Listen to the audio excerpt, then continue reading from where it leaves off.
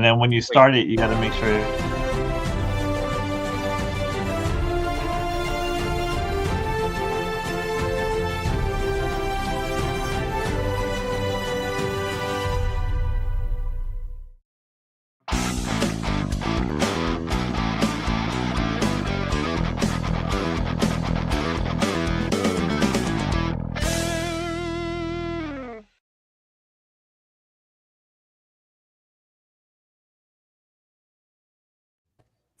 Hello. Hi. Hello. Am I audible? No. I'm Steve. You're Steve. I'm Hello. not Hi, audible. Sam. Can everybody Sam me? Yeah, I can hear you. Who? What? Sam. Wait, He's is not this on? audible, but he is Sam. Yes. I am Tom. Or I was. Yes, I until may we're change audible. at some point. I don't know. Who knows? Happy Friday. Welcome to Breach of Protocol. I heard a rumor that this is our 60th episode. 60th? 60? 60. Wow. LX. How can we still be so bad when we've been doing this that long? Takes a lot of skill. Or should I just speak for myself? A lot of skill and practice. Yeah. This is our LX episode for those of you who prefer Roman numerals. Oh my gosh. I lose it after like 20. Yeah. And then I'm like, I don't know. I never bothered. Wait a minute. LX. I even took Latin and I still don't know. Quick, somebody figure out what Excel? it is in binary. Oh, geez. 60? This is our 101101 episode. It's 64 minus 4. Oh, yeah. So who's talking this week? I didn't pull the short straw. Some humans, some machines. Yeah. Yeah. Big. A lot of machines. Oh, no. Big Not the news. machines talking. Yeah. The world has just changed this week significantly, I think. Again. So what changed in the world this week? The third week in a row. We're at war. Well, we've been at war. We're at war, boys and girls. We're at war. It's exciting. So what changed? Because being at war isn't a change. Oh. AI's doing things isn't really a change. We got a presidential memorandum that came out this week. Yes, I want to be a pirate. Yes. There are now privateers endorsed. I want to. So first, what is presidential memorandum? Because I've had to wade through and adhere to executive orders all over the place, but this is different, and it came out as a presidential memorandum versus an executive order. And in general, it's just like an executive order, but not as much as. So an executive order, for example, is the president comes out, and when it's written down in an executive order, everyone in the executive branch has to do that. It has the force of law. Okay. And it automatically goes into the Federal Register. So it's published. Okay. I don't know if people know. The Federal Register contains like everything that's ever been put out by the government or whatever. Yeah. Wow, that's big. Presidential memorandum also has the force of law. So it's as if a new law was just passed and approved. Okay. In the executive sense. Except it doesn't get the force of law unless they publish it in the register. And I don't know what that means, really. I don't know, like, who decides if they're going to, so in theory, this presidential memorandum that came out this week that we haven't named yet or talked about could be rescinded, right? Implicitly by not having it officially published. Oh, okay. But maybe they're going to listen to see who screams really the loudest and then decide what to do after that. But what's the name of it? The name of it is, it's in here somewhere, reading it verbatim. I think it's called Go Hack the Bad Guys. Expanding capabilities to combat transnational cyber-enabled crime. Oh, yeah. PCOs. Yeah. Transnational criminal organizations. Yes. And the TLDR is that the United States now has cyber privateers. Wow. Or that's what this will enable. And an entire marketplace that supports them. Okay. So what's a privateer you were going to tell us? oh yeah, like when they, this is going to sound terrible, but in the past, I don't mean it to sound terrible, but it's going to sound terrible.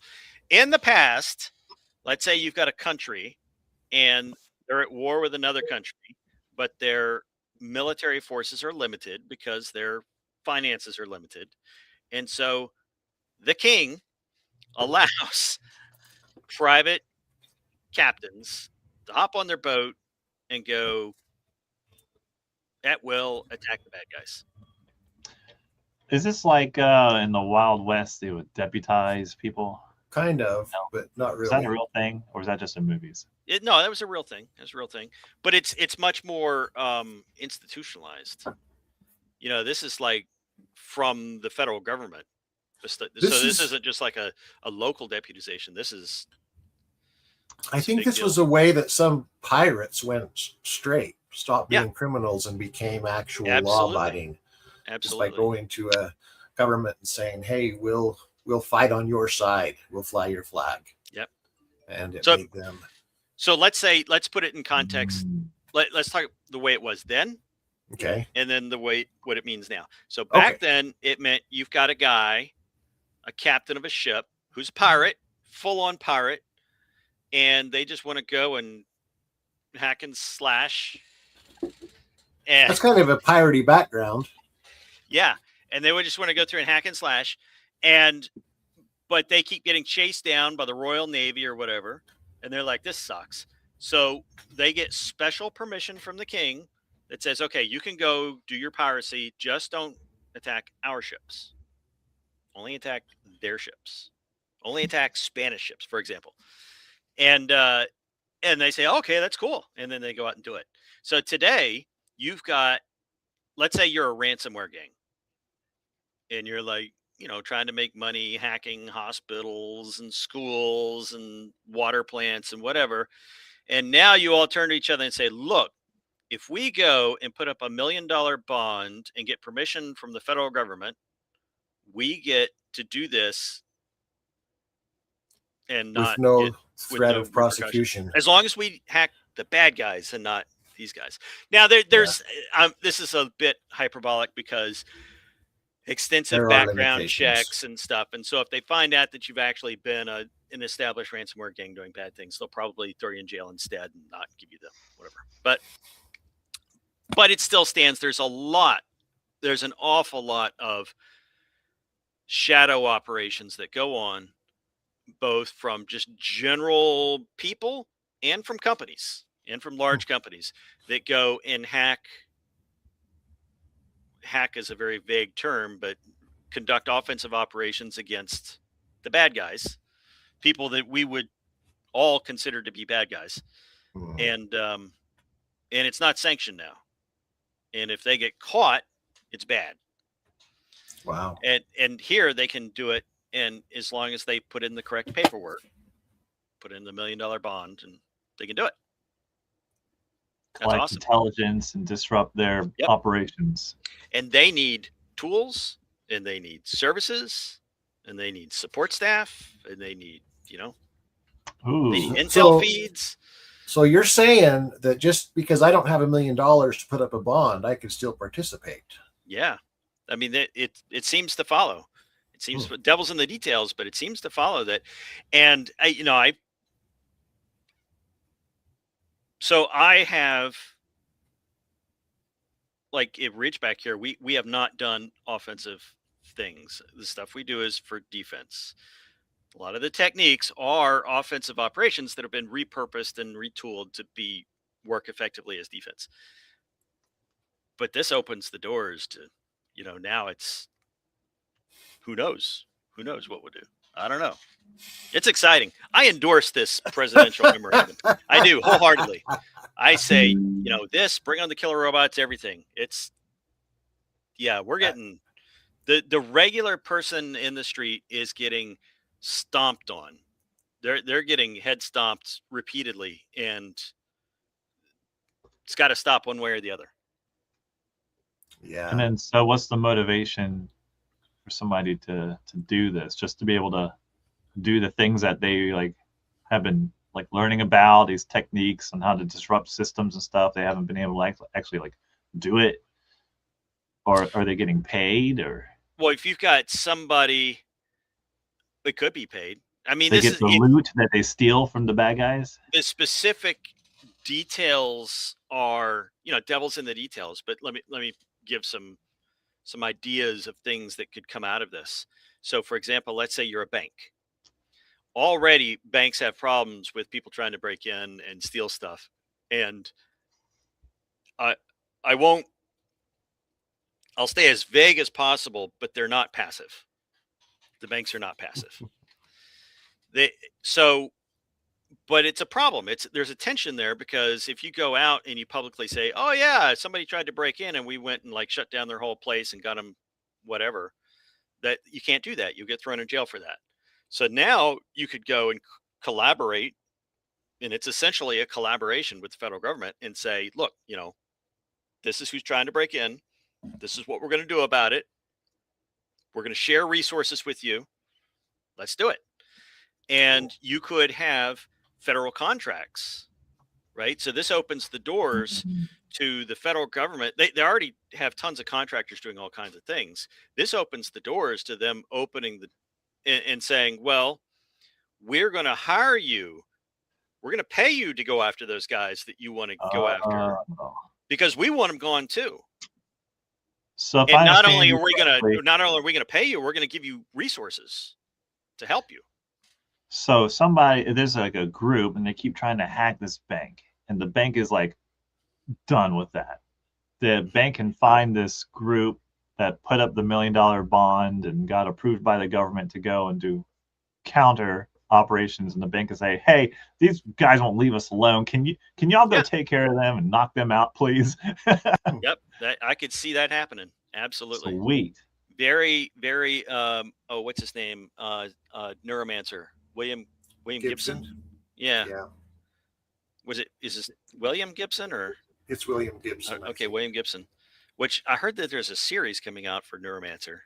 A TV series. Yeah, I think it's on Apple TV, but yeah, I've heard. Right. I haven't looked into it yet, but cool. It's very interesting. But yes, absolutely. I mean, you could have this, mercenary groups being hired by the big companies to go after whomever. That's a possibility. I'm not saying that will happen. I'm not saying it's a sure thing but it certainly looks plausible under this framework. This, it's a general, but it's got to get published. So, and then it's got to force a law, and then, they've got to set up the systems to do the approvals and check the bonds and the background checks and stuff. And a lot of that is sort of in place, but it's, and then, the marketplace explodes. And then there becomes a market for people selling who don't actually do the offensive operations, but build tools for offensive operations. Ooh, a sub-market. And they sell them to, or lease them to, or whatever, or make them on demand for the companies that actually do run the offensive operations. Cool. Like, Repo, the genetic opera. A sub-market. Do you know what I'm talking about? Yes. That's kind of what I was. Yeah. Market, a sub-market growth. Yes. Yeah. Yes. Oh dear. If anyone in the audience doesn't know what we're talking about, I'm not sure you should try to figure it out. Find it out. Well, the White House thing, I mean, you can go to whitehouse.gov and look for the headline, expanding capabilities to combat transnational cyber-enabled crime. That's and it's presidential action. Presidential memoranda, August 12th, 2026. And you got to go after legit bad guys. Yeah, it has to when be I say legit foreign. Bad guys, they have to be foreign. Yeah, but it can't be. Well, it can't be the governments, the foreign government. Right, it can't be a foreign government. Right, it can't be China, it can't be Russia, because by definition, war. they are sovereign states and therefore not bad guys. Yeah. Right. They're really not. We may have disagreements and stuff, but you can't, there's Legally. no logical framework in which you can objectively say this one's good and this one's bad, simply because by definition, they're all sovereign. So they all, whatever they say goes within their own domains. Now, of course, there are moral objections to that, but those are simply moral objections and not like in a legal framework. The sounds easy to manipulate. I forget. Oh yeah. Oh my gosh. Yeah. This is Pandora's box. This is absolutely Pandora's box. Oh boy. Yeah. It's exciting. It's exciting. I think. But it's not any taxpayer money going into it. It's all private. No, it's tax money can go into it too. Oh. I mean, they got to fund the background checks, and they got to fund the oversight, and they've got to, if they do collaborations, they get to fund that. And these things may be paid for by. So China's done this for a long time now, where they go out and they encourage their private sector, whatever that is, to. And the problem is that, let's say you've got a criminal gang in China on Chinese territory, and they're all Chinese, and they are doing offensive operations to conduct espionage in the United States, and they take the things that they get, they just loot information, and then they turn around and they sell it to the Chinese government. Right? So technically that group is not, in the way I've just described it, at least, that's not the Chinese government attacking you. That's a criminal organization that some we private criminal organization that the Chinese government could at any time decide they don't like and have them executed or thrown in jail or whatever, So, and that makes it very, that makes this whole international cyber scene very complicated, because, was it the government? Was it someone paid by the government? Was it someone who the government just said wink, wink, nod, nod, and went off and did it on their own? Look in the context of Iran. Look at what, there's all these Iranian hackers who are like, we're going to do whatever because we support are they really independent like that? Or are they being coerced into doing that? Are they being paid to do that? Are they part of the government? Probably all of the above. Yeah, who knows? There's probably a whole bunch. Anyways, all that's been going on against us for the longest time, and so we're basically, anteing up. So it's the full force of the U.S. government who's anteing up, which is nothing. Which is huge. Yeah. So the gray area just got grayer. Yes, like gray goo, but different. It's fascinating. I'm excited. Well, speaking of whole countries being attacked, yes. What's going on with Taiwan? I don't know what's going on with Taiwan. I saw something about over They weren't attacked, were they? Was it 6,000 or 6 million cyber attacks? It was 6,000 cyber attacks daily. But where are they coming from? Well, that's just it. Where are they coming from, and where are they coming from? And now they're showing that LLMs, open source LLMs, are the ones running the attacks, which open source LLMs means it could be basically anyone. And we've already seen this past couple of weeks, LLMs are capable of doing this. So the barrier to entry just got lower. Yeah. Anyone can go tell an LLM, hey, this is what I want. And you don't have to be technically proficient and tell it how to do it. They do suspect that it's China linked, but they don't know that for sure. And they're using AIs to do continuous, people have to sleep. People have to take breaks. People can't be on 24/7 attacking the whole time. And so turning it over to a machine, even if the machine is not as good as a person, they can just do so much more, and they can eventually break in. Brute force. Brute force. Yeah, just brute force. So why Taiwan? Have to be smart. No, it even artificial idiocracy can do it, which is what a lot of AI is, in my opinion. But Taiwan, as we all know, China claims it, but Taiwan says no, we're not part of you, and run on their own thing. And we in the U.S. recognize Taiwan as an independent nation. I think. Do we, Actually, or has that changed? that's speaking of gray areas. Yeah. My understanding on this topic is that they're actually technically one country. According to who? Law themselves, everybody, right? So they had a civil war. China had a civil war sometime back, and that's why this schism exists. Okay. And I don't pretend to be an analyst on Chinese history or geopolitics or anything, but my understanding is they had a civil war. There was this rift. This Taiwan thing grew up. It's offshore, so they've got that natural barrier that separates them. They had the ideals and the forms of government started evolving independent of each other. Obviously, the economic strategy was different between the two, Mm-hmm. and so Taiwan has been economically very successful. Mainland China wants to be very economically successful too, and they've done their own. They've got their way that they're doing it, and so I think that there probably is a strong argument that it is just one China, and I think that the United States is actually.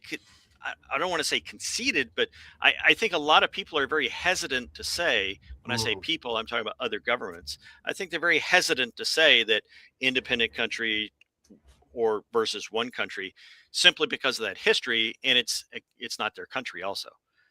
Right. Yeah. So, I certainly sense. wouldn't want anyone telling the United States that Alaska is not part of the United States or is part of the, it's like, no, this is our business, not your. So, I mean, I understand where a lot of this stuff comes from. I would, Right. I also understand that a lot of people want to take sides. I also understand that there's a lot of economic interests, a lot of very, very, very, very greedy people who have a stake in this. So anyways, that's the. Yeah, we have someone pretty knowledgeable in the comments talking about this and how we don't actually recognize them, because if we did, China would go to war with us. And remember that news story about the senator that went over for a visit and then caused all the problems. Pissed off. But the number I was saying earlier was wrong. Sorry, go ahead. Well, I just, again, I can definitely understand the viewpoint that it's just one China because of the history, right? Because I don't think that there has been any event, like we had a revolution and broke off from England, right? Yeah, and it was Declaration of Independence, and everyone recognized it. And I don't think anything like that's happened with Taiwan. And so, someone says don't see them as part of China, and yeah, absolutely. So obviously, most people in Taiwan want to be their own country, just like we wanted to be our own country. And and Taiwan is prosperous economically, the way we were prosperous economically, we being the United States. And they point out that it's chip manufacturing, right? Because there's a thing, right? There's an important thing there and that's, so it's. We like chips. It's gray. It's gray. Well, the numbers I was talking about earlier were totally wrong, but they were in the right order of magnitude. So the actual number comes from the Taiwan's National Security Bureau, and this is a report back in January, and it says they're facing an average of 2.6 million Chinese cyber attacks per day in 2025, up 6% from the previous year. So China is okay with people in its nation doing cyber attacks on Taiwan. That was before the LLM thing came up. Yeah. So who knows? Oh, great question in the comments. So does that mean now that persistence matters more than skill? In terms of like attacking, because the AI just does a whole bunch of stuff and just is relentless and just eventually finds a crack in the armor somewhere. And it's a matter of scale, right? So if you can if you can pummel something indefinitely with indefinite resources, then absolutely persistence matters more than skill. Evolution works because of persistence. Yeah. Right? It doesn't work because it's, well, I mean, there are some fringe theories that have other things to say about that, but yeah. So I mean, Well, like really what though, that's how happened you to get a timeline? skill is through persistence. if I grow a bunch of bacteria in a tray, and I've actually seen this done with time lapse, you can literally evolve bacteria to be deadly antibiotic resistant Yeah. bacteria in your own tray, in your own kitchen, in the span of, I think it was like 4 days or something like that. Wow.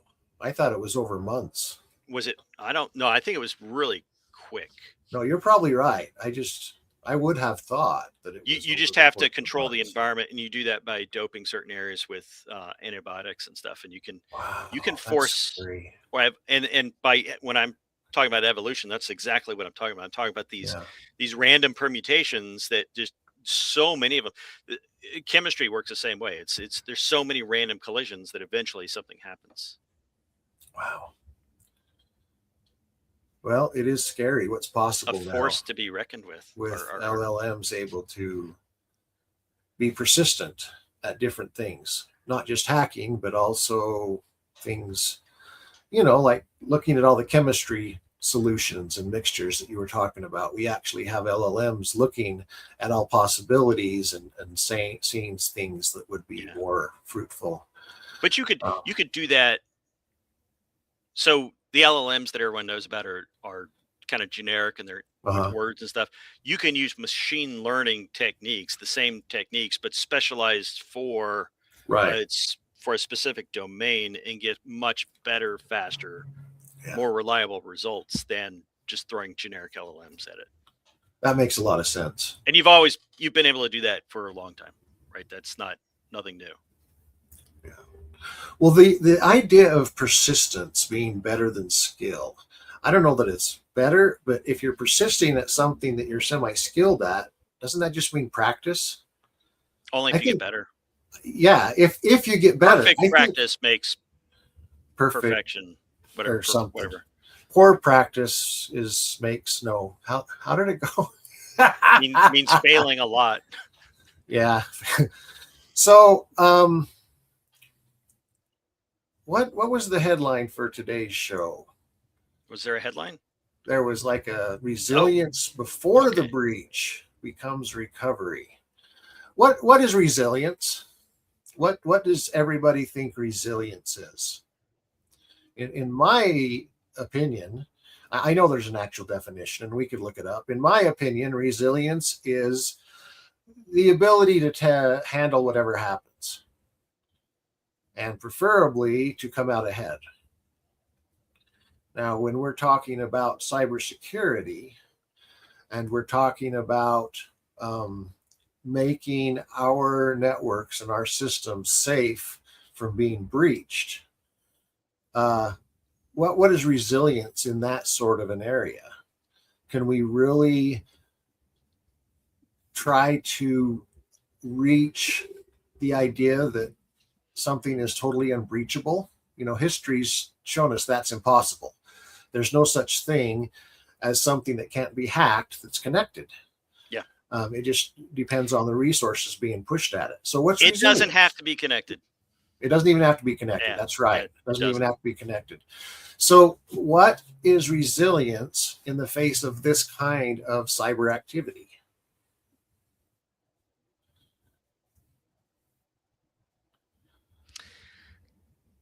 Monotonicity. Or lack thereof. Okay, I love that. So I can give you a formal approach to this, a formal framework. I've got an IT system or a collection of IT systems, and that could be anything. That could be computers, networks, printers, thermostats, IoT, IT, OT. And in fact, you could also include people in this mix, but let's just talk about the technical things. So this technical system is in a state, and it can evolve into different states. and it can go from one state to another. Okay. And let's just put Following. arbitrary labels on the states and call them good states and bad states. Okay. Good states are when things are working the way you want them to work. Okay. Right? Bad states are when things are not working the way you want them to work. So, for example, let's say I've got a building and you've got offices and desks and computers and people, and they're all doing their things. And there's a big thunderstorm outside, and lightning hits a transformer. The power goes out for the entire building. The backup generator does not kick on. Your whole building is now in a bad state. Okay. Right? Bad state because nobody can do any work. So resilience is the ability to go back from the bad states to the good states without spending too much, without expending too many resources, which would include time. That makes sense. So there has to be a knowable, predictable, acceptable cost for going from the bad state back to the good state. In the case of North Korea hacking Sony Motion Pictures, I don't know if you guys remember that comedy show that was poking fun at North Korea and Kim Jong-un. Yep. Right. He did not like that. Not surprising. And they directed offensive operations to burn that place to the ground. And that's sort of what they did. So they went in there and they essentially destroyed everything, destroyed all data, destroyed all hardware, they had to completely gut that place of all the infrastructure and rebuild it. Nothing remained. That's clearly a bad state with unacceptable resilience. Okay. Right? Because it cost them everything to go back to a good state. Well, it's also a business decision on what's their acceptable downtime. Yeah. What does it mean if your entire building burns down with regard to acceptable downtime? If you lose everything. Oh. I mean, because they literally lost everything. They had things not only destroyed but also stolen. Yeah, they took all the data. They were completely inoperable. That organization, that a part of Sony Motion Pictures, whatever it was, completely. It's as if they had no electricity. They were, they probably had electricity, but that was it. All the computers were rendered useless. And this is not like, oh, we can restore from a backup useless. This machine is no longer operable in any way whatsoever, and we have to throw it away and get another one. So I'm usually thinking about the digital resiliency. If I have are we going to say half an hour is okay while we take our backup files and build up new assets and restore from our backup files, or is only 2 minutes of downtime is acceptable? So that for that reason we have to spend a whole lot more money to have another parallel, data center basically to hot swap it over. Yeah. The clouds made it easier for smaller companies to be able to do that. But I've worked for relatively small companies, just several million a year is all, that have the fast failover where they have data centers in different parts of the country, usually through the same provider like Amazon or Azure. And if one goes down, it fails over to the other one within seconds. So it really does come down to... Except when it doesn't. Except when it doesn't, because it wasn't tested. Because the control plane was concentrated in U.S. East. And remember when that went down? Oh, yeah. The control plane for Amazon was in U.S. East somewhere or something like that, and it went down, and so there was no failover for anyone for anywhere. There was a single point of failure within for all this time. And they'll never tell you where it is until it happens, and then they'll go, oops, we made a mistake. Don't worry, what's it won't the happen again. probability that would happen? And what would be the negative the magnitude of the negative consequences of it happening, right? Yeah. Here's an interesting point, because we're talking about resilience and cybersecurity, right? But we're talking about other events, like I'm talking about a power outage. In my mind, there's no resilience in cybersecurity is not the issue. It's continuity of business operations. Because it doesn't matter if it's cybersecurity or a lightning strike or a crazed gunman or Physical a security. flood Yeah. or a volcano, or it could be anything, or They ran out of coffee beans that day. a bug, right? A bug in the code. A bug in the code causes all the data to be wiped out for whatever reason, which is, that's not unprecedented. So it's really continuity of business operations that people should be worried about. And you've got your cybersecurity people and your IT people and your accountants and your, everybody should not be worried about their little corner, but they should always, anyone who works for these companies should always have in mind the company's operations and continuity of those operations, not your little corner. That's what I don't like about the schism of cybersecurity, when suddenly cybersecurity became its own domain, its own field, right? That's like, I mean, I see it as just like kind of a craziness. It's like, look, this is all the same stuff. You're all working to maintain the same continuity of business operations. Don't call it, because especially when the companies get larger and you have a department of and a department of this, and then you have these turf wars between them, and then you have, communication problems between them, and competition for budget. Yeah. Oh yeah. Yeah, it's a big one. Absolutely. Because who's a cost center? Who's a revenue center? I don't think it helps to talk about just, like, if you're going to talk about resilience and cybersecurity, I don't think it helps to just focus on cybersecurity. I think you need to think of the bigger picture of the business operations. How are you keeping the business operations going? Mm-hmm. Because when I'll follow up on that a little bit. When people think about cybersecurity, then they're trained to think about certain things. And this is the problem with detect and respond. They're trained to think about, they go to school, they get certifications, whatever, these certain things. And they're like, these are the things that are important. And when they look at these with blinders on, these things that they think are important, they don't see the things right next to them. They're just as important, that they should also be thinking about, that they don't. Mm-hmm. Like, for example, PDUs, power distribution units, in a data center. In a data center, at the end of the racks or around clusters of racks and so on, you've got these PDUs, or these power distribution units, and they're these big honking transformer things that deliver the power to the racks. Mm-hmm. These things can be hacked. So if you've got someone in cybersecurity thinking, I have to protect this data center, what are they doing to protect the PDUs? Yeah. What are they, and that power can also be, those devices can be attacked upstream, Mm-hmm. right? Because they expect a certain frequency, a certain phase of power coming into them. And what happens when that gets fouled up? Yep. And they're generally connected, and the vendors generally push updates over the internet, and anywhere in there they could be hacked. It could be, and it's not like you can put an agent on those things. Yeah, right? These are specialized hardware. There's no limit to the creativity of finding vulnerabilities and breaking things. It's live. Things are too easy to break. Anarchists. There's no limit to the creativity of anarchists. So what do? Do we just give up and say, you know what? I'm not going to be able to catch everything. I'm going to assume breach and just shut down. Change careers. Is that what you do? Change careers.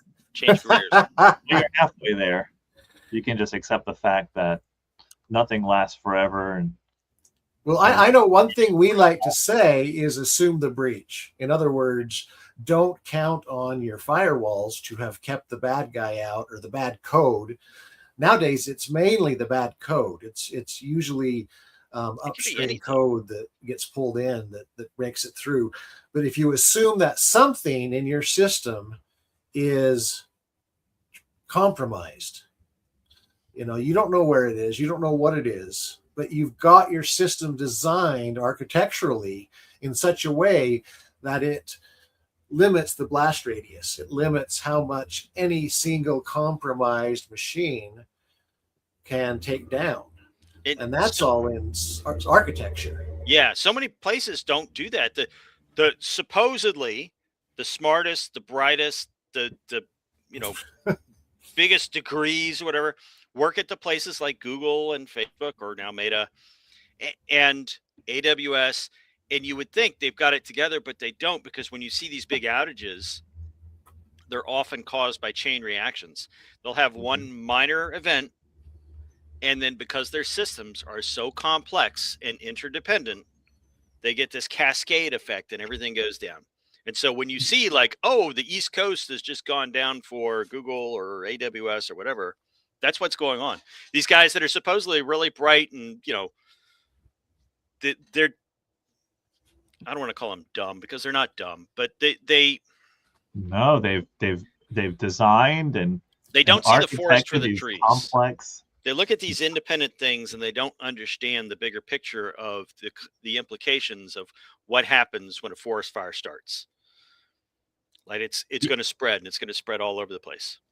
Mhm. Yeah, they've been able to create these, I'm sure impressive, complicated systems, very complex, and can do a lot of cool stuff, compute, but it's where cybersecurity starts, right? If you can make it so that things are actually simpler, they'll make it easier to rebuild, right? In case you have to do that, but also to recognize when something's behaving in a way that you weren't expecting it to, Mhm. instead of it being a big mess, and you can just like hide in there with it. Yeah. Yep. Well, all this reminds me of this XKCD cartoon, where it's kind of showing all of modern infrastructure, the internet and everything else, and then it's all based on, reliant upon some little project that a person's been maintaining for free since 2003. I just threw the link in the private chat. I can't get it into the public chat, but maybe someone can share that. It's unfortunately it's too true. It's like a big Jenga puzzle. Yeah. Yep. And then there's that little piece on the bottom. If you just knock that out, then the whole thing comes down.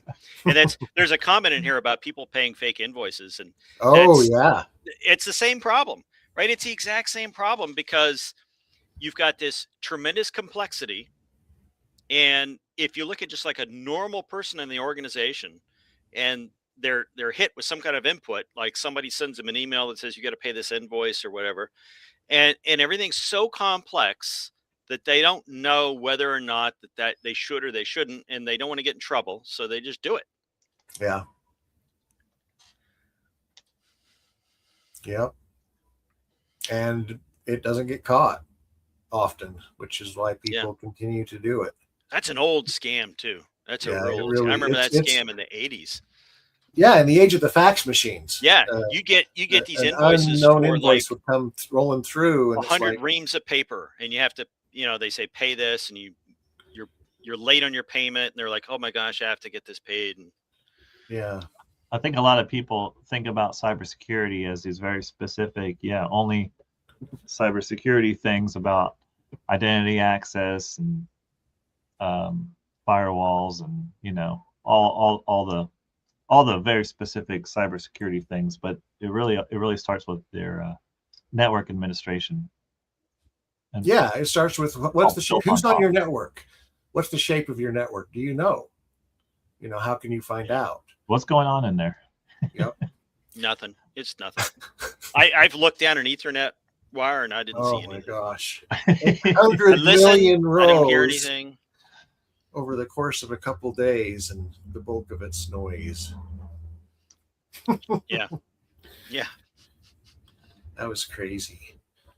So there was a very interesting question. How leaders can build recovery capability without accepting preventable disruption as inevitable. I think this goes back to resilience. Basically, it's how can you prepare for the worst without accepting that the worst is going to happen. And some people would argue that you have to accept it before you can prepare for it, but that's not the point. The point is that if you have things set up in order to recover quickly when a disruption happens, and don't have a preventable disruption happen more than once. In other words, learn from your mistakes and from others' mistakes.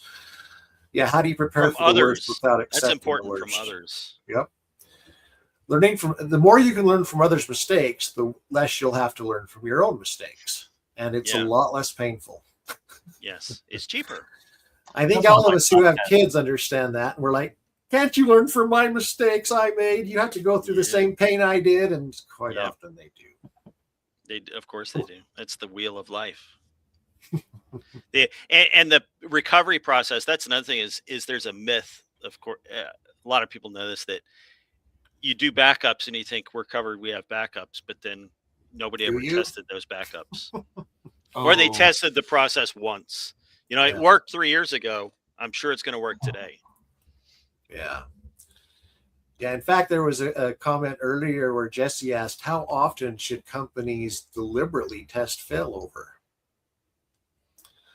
You know, how often should we test our backups? How often should we run That all through depends. our plan of what to do when the bad things happen? Yeah, it depends. What does it depend on? A million details, a million variables. That is not what the company is doing. There's no silver bullet for anything. You can't just blanket Unfortunately, say yeah. this is the way you do it. And if you make over, 2 million a year in revenue, you should be testing once a month. I'm just making it up, pulling numbers out of my butt because I have no clue. It Netflix really had depends their on Chaos Monkey. I think, was it Chaos Monkey? the Chaos Monkey. Yeah, where it Yeah. would just randomly take down servers, and they do Oh, that that's right. periodically to test their resilience. Yeah. So if you're that big all the time, I'll tell you what you do. You piss off China or North Korea, and they will give you free pen testing around the clock. Free cybersecurity resilience training around. Yep. Oh, what a sweet deal. 24/7. Yeah. Can't beat free. No. Oh, That's another. I wonder about this, right? In this, jumping back to the LLMs, now automated attacks, and what's the capability for destruction has been democratized. So, like the way the Colt brought, it was a great equalizer. The Colt pistol. Oh yeah. And because now it doesn't matter who you are. It used to be, the strong people could You had go to be through and big and take fast advantage. And now skilled. if you got a pistol, that anybody can defend themselves. Well, we're seeing the same sort of thing with cyber stuff now, and the way it's evolving, and that anybody can launch cyber attacks. So I'm wondering, there's a lot of these places that could use pen testing, regular penetration testing, but it's expensive. And so even if they do it, they only do it every now and then, on a slow rotation. With automated attacks everywhere, is this going to make everything stronger? Is this basically going to weed out the weak and only the resilient systems are going to be the ones left standing? And then they're just going to naturally be the best practice? Well, you have to do it this way. Otherwise, because right now, that's what happened with firewalls. If you plug something in the internet, you're immediately attacked by scans from all over the place. And so people are like, oh, don't plug in unless you got a firewall. Yeah. And it's like automatic. So I wonder, if something similar is going to happen now with, yeah. I mean, if it's mandatory, then that would put a lot of burden on the small companies that can't really have a lot of resources to dedicate to that kind of stuff. Right. But unfortunately, if everything's being automated, I don't think it doesn't matter how big you are, you're going to be getting scanned. I think part of the problem is the big technology companies that sell us crap. Yeah. Just absolute crap. The why after how long's it been? A long time. Windows, right? Oh. Why isn't Windows stable and secure and bug free and rock solid? And why? Well, it's like it makes more monetary. And I know what the answer is. It's money, right? Yeah. It's money. It's because they don't optimize for. They're not doing it for your benefit. They're doing it for their profit margin and their shareholders. Yep. Right. And if they can, I remember when Microsoft, they probably still do. I don't know. They would change their APIs every year. internally. So if you wrote software and sold software for a Windows platform, every year you had to go and retrain on a different set of APIs because they keep changing and evolving. And then you had to redo your software and redeploy it as updates. And if you didn't stay on top of it, your software would roll off. Well, what this meant was that Microsoft could have this big developer ecosystem that they charged money for, that they'd rope everyone into, and you couldn't get out of it. Yep. You know, it's practices like that. It's, I guess, would you call that rent seeking? I think, where you're just extorting money out of people just because you can, just because you can twist their arm. It's not because you have to. It's not because it's the way it has to be. It's because they found that was an optimal way to maximize their profit margin. Yeah. Clever. It's, Speaking of clever, you have to be pretty clever to solve our capture the flag. Do we get a clue? Oh, yes. So if you go to ridgebacknet.com/games, you'll find our current CTF puzzle. And this week is hint week. Hooray. So we can pull it up on the screen here. So this is the current puzzle. See if you can solve it. Email us the answer if you can figure this out. So what is the name of this color? And there's a bunch of like symbols on there. So this week I'm giving you a clue. So that there on the left looks like a Earth, a calendar, and a year. So hopefully you figured out that was Earth Day. When was the first Earth Day? 1970. So we got 70. Okay. And then who's that guy down there? Does anybody recognize him? 42. Yep, that's number 42. Bill Clinton. So if you see like, oh, who's that? Oh, it was Bill Clinton. Okay. You think, oh, he's the 42nd president. So that picture there symbolizes 42. So you would add 70 and 42 together. And of course, when you add them together, you get A2. If you're in X. Otherwise, you get like 112. Wait, is this a hint, or is this the answer? This is a hint. Yeah, Okay. this is a hint here. So 112 is the answer.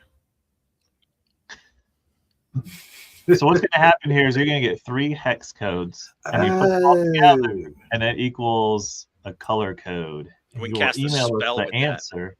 What is the name of this color? So see if you can figure out what is the secret number in each of the remaining clues, and either add them together or subtract them, put it all together, and you'll get a color code. So I'll ask my I got it. LLM Alfonso. what color starts with A2 and includes the name of 3 Chilean miners dressed up as U.S. astronauts. Bartholomew. Robespierre. No. Is that Bartholomew Brown or Bartholomew Green? Are you brute forcing it? It's the name. Name of the color. You can find every color that starts with A2 and email us. The answer might be in there. You only have to get it right one time. It is a small set. Yeah, it's the smallest set. From A2 0000 through A2 FFFF. Yeah, it's 64K. From the comment, someone said, Bill Clinton was not on my cybersecurity bingo card. Yeah, me too. Well, if you're familiar with this cybersecurity like conventions, we do CTF, capture the flag challenges where people can bring their laptops and they solve like puzzles and stuff. And we go over cybersecurity fundamentals for techniques on how to do stuff, but also like cryptography. And so this is maybe a some kind of puzzle, like some kind of brain teaser or something. So in that spirit. So and that if you go means to our website, you can see the archive of all the other previous challenges too. Yeah. so they never get the answer. We just tease them. Yes. No, they get the answer. It's a brain After it's teaser. passed, we put the answer up on the website. It's not a you know. tease anymore. But it's hidden, so they can choose to not view it and then check themselves. And there's also a Sudoku on there that changes every day. So that's fun. Tune in next week for the stunning reveal. Who shot JR? Right? It was JR. Through the door. I thought it was.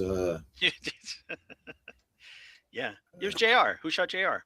In Dallas, the series. Yeah.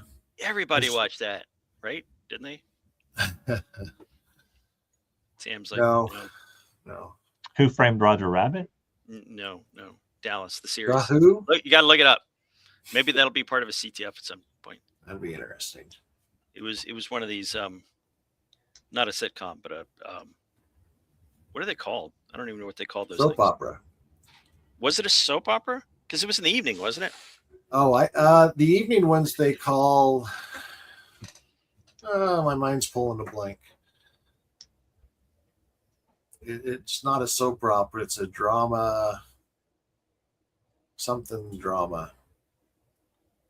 A telenovela. Yeah, it's like a soap opera, but at night. That sounds wrong. Yeah, it does. Well, thanks everybody for joining us. We'll be here again next watching. week, every Friday, 3 p.m. Eastern, where we stayed on topic actually most of the time this week. What? Did we? Yeah. No, Good. I don't believe it. Okay. Bye. See ya.